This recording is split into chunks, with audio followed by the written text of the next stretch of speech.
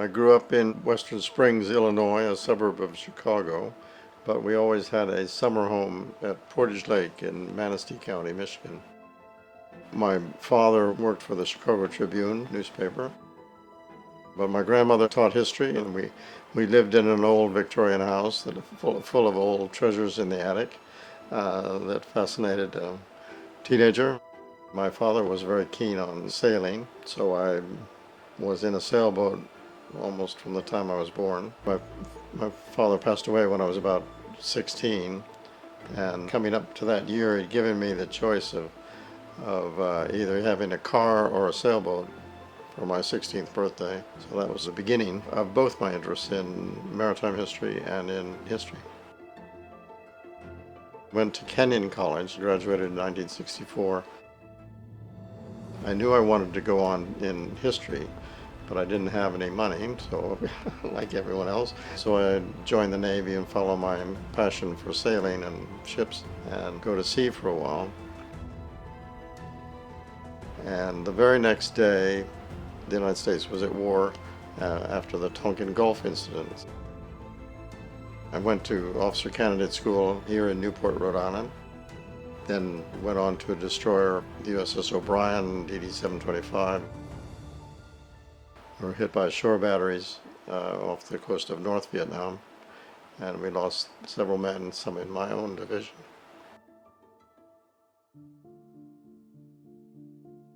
After the end of my 3-year tour, the commanding officer said, what would you do to stay in the Navy? And the only thing that I'd be interested in would be the Office of Naval History in Washington.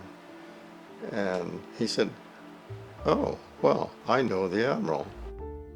I had orders within 24 hours. I was there for 2 years, first in the Ship's History Department and then assistant head of the research office. After that, I decided to go to graduate school, Brown University.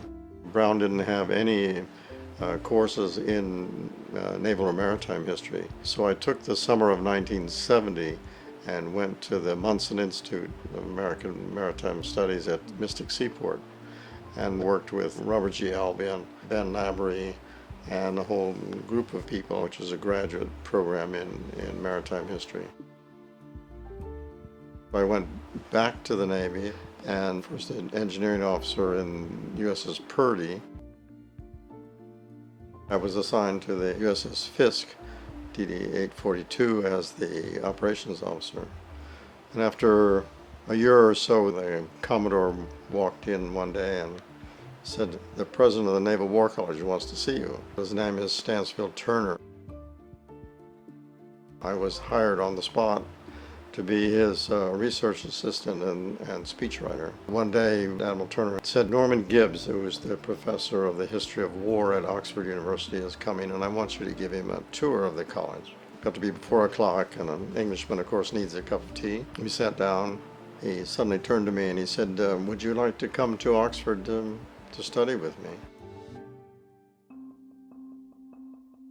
After my first year, I heard from him, Turner, again, and he said, I've established the Advanced Research Department where we're supporting students doing their doctorates. I got over there and they said, have you ever thought of the Duke of Marlborough? I hadn't really known much about it at all, but that became my thesis.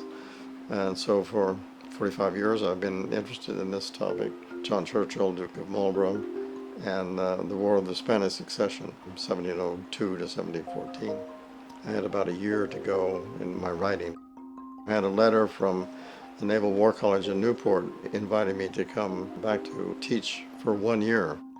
In that year, I met my wife and we got married. Then took the following year off, finished my degree, and then was hired by the Naval War College. In 1981, took a break from working at the Navy War College to go to the National University of Singapore for a 2-year stint. In 1983, I returned to the Naval War College, and I was appointed the historian professor of giving historical aspects to studies about future and present warfare. But a Naval War College, want a proper scholarly history of the college. As a result of that assignment, I was appointed the Ernest J. Professor of Maritime History at the age of just 42.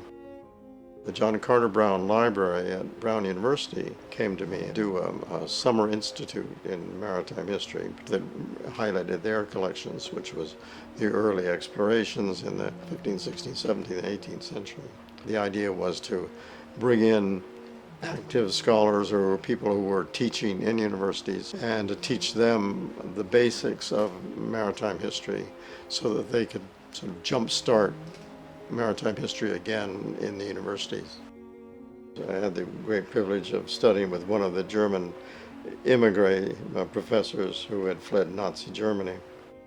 He taught me I really loved and the fascination of editing documents. One of the biggest ones that I've done is the Oxford Encyclopedia of Maritime History, which was 4 volumes, and I had a board of editors helping me on this, which were actually absolutely essential, leading scholars from around the world working on this. I think I've published 50 books that I've edited or written or co-edited or co-authored. Looking back over my career, what I've tried to do is to stimulate new thinking about maritime history, a broader understanding of the field. I retired finally fully, but remain a professor emeritus, and I continue to write.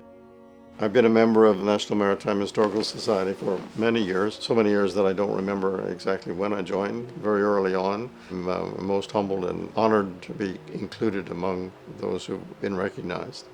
So thank you very much to everyone.